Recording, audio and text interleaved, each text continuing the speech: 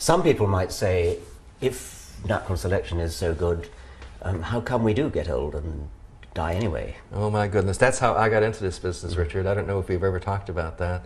But when I was a sophomore as an undergraduate, I asked myself the question, why didn't natural selection make us live longer? And it should, I was convinced as an undergraduate, because there's a lot of genetic variation in how long you live. And since we know that different genes can make you live longer, why didn't natural selection increase the frequency of the genes that make you live longer? But instead, no, most people are dead in their 80s and everybody's basically dead by age 100. I came up with what I thought was a fabulous explanation.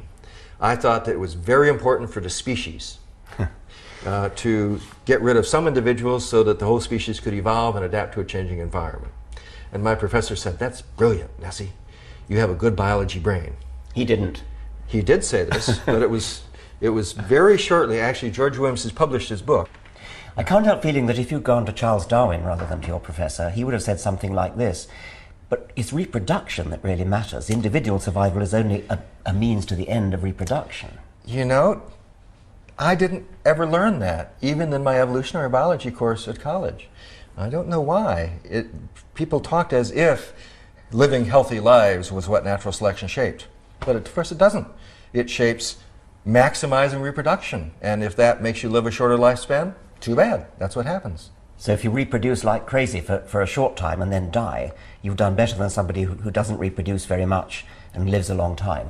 Indeed, indeed. So when I was in medical school, I stuck up my hand and I said, "So, Professor, why do we age?" And they said, "Well, it's because machines break, that's why." And I said, "No, why wasn't natural selection better about this?" And they said, "You don't understand. It's genetic. There are mutations. Things break." I said, "Well, maybe." After I finished medical school, I started hanging out with evolutionary biologists at the University of Michigan, including actually Bill Hamilton and Bobby Lowe and a lot of other great people. And they immediately said, "You're a doctor and you don't know George Williams's theory about aging? You're ignorant." I said, "No, I've just gotten the best medical education you can get." And they said, "No, you don't know anything."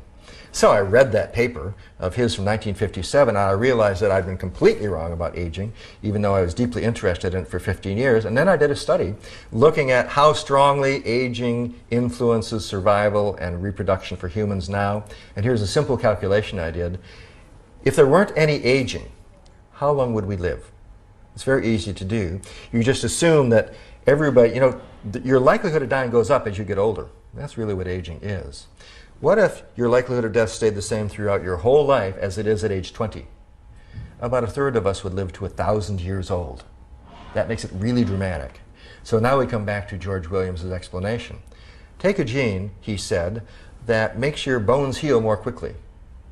It changes calcium just a little bit. It would be selected for, because you break bones early in life a fair amount, and healing them quicker would be a good thing.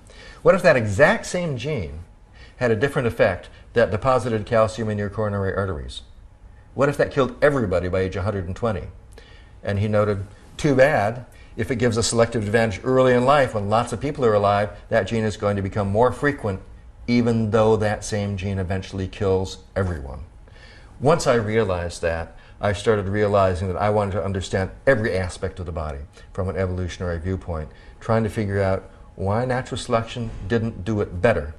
You sort of feel that if doctors could get that one point, everything else would follow. It's a rather a profound point in a way. And another way to put it would be to say that a lethal gene, or a gene that makes you die when you're young, is never going to get into the next generation. But the very same gene, if it has its bad effect a bit later, right, it's got a better chance of getting to the next generation. Right. And if it doesn't have its bad effect until you're 100, then it's going to get through all the time. And so we are a kind of walking dustbin of late maturing lethal genes.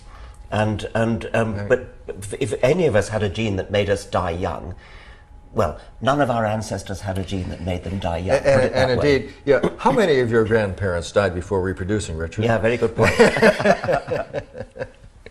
Right. What about mental health? Can we bring Darwinism to that? We certainly can.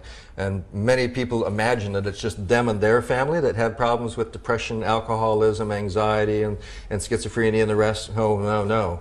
The World Health Organization data shows that, especially for women of reproductive years in modern countries, more than half of all of the medical disability and early death is from mental problems, mainly depression and anxiety disorders. But let's take anxiety for a second. Wouldn't it be great if we didn't have any anxiety? If we were just completely relaxed and mellow all the time?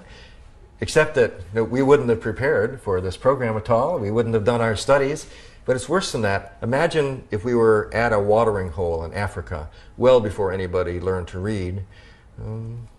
A lion comes by, and we run like mad. But there's some variation, isn't there? Some people run at the least hint of a lion.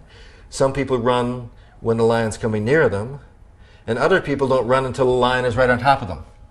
And you can see where this is going. The ones who run away when the lion is a long ways away never get any water. That's really bad for you. The ones who wait until they can smell the lion's breath often become lunch for lions. It's those people in the middle who do best. But now we're back to the smoke detector principle. Imagine you hear a sound behind a rock at that watering hole. How loud does the sound have to be to make you run away? You don't know whether it's a monkey or a lion. How loud does that sound have to be? And you can actually calculate just how loud it should be. If the cost of running away is, say, a couple of hundred calories, and the cost of not running away if that sound comes from a lion is 200,000 calories, then you should run away whenever the sound indicates that the probability of the lion being there is greater than 1 in 1,000. This means that the majority of times you have a panic attack and run away, you won't need to. But it's still perfectly normal. I treat patients with panic attacks quite often. It's a very treatable psychiatric problem now. And I had never really grasped what was going on until I took this evolutionary view and realized that the whole system was shaped by natural selection to go off with many false alarms.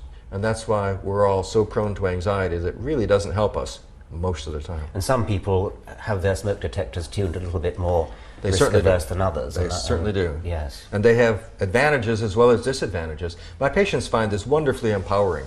They've always thought that they were just anxious people who weren't as good as other people. And when they finally learn that, in fact, they have real advantages over other people because they're more sensible in some ways, that helps them quite a lot. I was going to ask about that because a lot of what you're saying is explaining why we go wrong in these ways. And I was going to ask you, how does it actually help to cure people? And you've just given one reason, which is that your panic attack patients actually are comforted by having the explanation given them.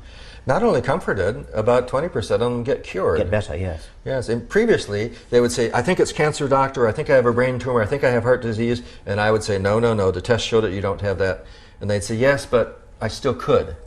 But they didn't really understand what panic attacks were. Once I started saying, listen, panic attacks are false alarms in your getting away from lions system.